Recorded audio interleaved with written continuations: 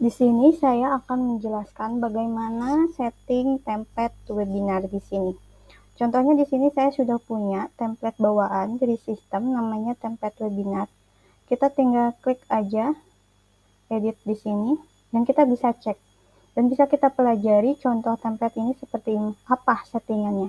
Di sini ada define data atau data yang Ibu dan Bapak butuhkan dalam template webinar ini. Contohnya ada WhatsApp, ini default WhatsApp pasti selalu ada. Kemudian ada webinar date-nya, dan kita pilih aja untuk tipe datanya ini apakah string atau number atau date. Nah, kalau webinar di sini adalah tipe tanggal. Kemudian ada di sini untuk nama pesertanya. Nah, kita masukkan string di sini untuk berupa varian string. Kalau udah, tinggal kita klik save define data saja. Untuk setting dalam webinar ini, kita menggunakan schedule before atau sebelum tanggal webinar dilakukan. Kita bisa lakukan setting dengan pilihan before seperti ini. Kemudian pilihan webinar tanggalnya. Nah, ini before tanggal sebelum tanggal berapa kita bisa pilihkan, tinggal masukkan aja dalam satuan angka.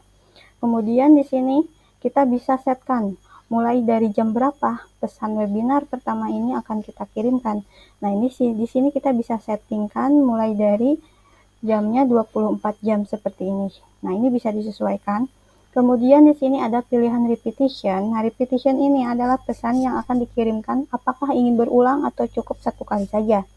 Nah, di sini kita bisa setkan apakah mau berulang, maka sebelum before 3 hari ini akan selalu dikirimkan. Before 2 hari dan before 1 hari pun akan terus dikirimkan sampai pesan ini dinonaktifkan. Tapi kalau misalnya weekly, nanti dia akan setiap minggu dikirimkan. Kalau monthly, dia akan setiap bulan dikirimkan. Kalau yearly, dia akan setiap tahun dikirimkan. Seperti itu. Nah, di sini ada pilihan attachment. Ini cukup tidak dipilih. Nah, kemudian untuk kontennya seperti ini. Di sini ada informasi mengingatkan bahwa beberapa hari lagi menjelang webinar. Makanya ini diberikan reminder setiap hari sebelum 3 hari webinar dimulai. Seperti itu. Nah, untuk schedule keduanya, di sini akan diinfokan bahwa ketika hari webinar dimulai, di sini akan diingatkan bahwa jam 13 di sini akan diadakan webinar tersebut. Nah, ini udah di reminder pada hari H, pada jam tersebut bahwa webinar akan dilaksanakan. Nah, ini tinggal cukup dengan settingkan on.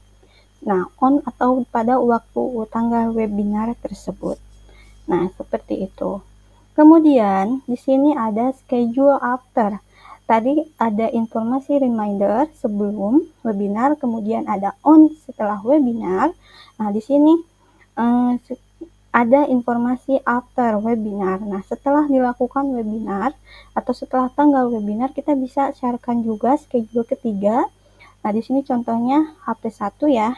Nah, ini running setiap jam berapa, settingannya sama seperti yang di atas atau yang disebutkan tadi. Kita bisa sesuaikan dengan attachmentnya pemberian file gitu ya, seperti mungkin bisa pemberian materi terakhirnya atau pemberian PDF-nya atau mungkin PowerPoint yang udah kita infokan ketika webinar. Nah, ini bisa kita sharekan seperti itu. Nah, ini bisa lebih dari satu. Ibu dan Bapak juga bisa melakukan penambahan data informasi atau share campaign webinar yang akan Ibu Bapak lakukan.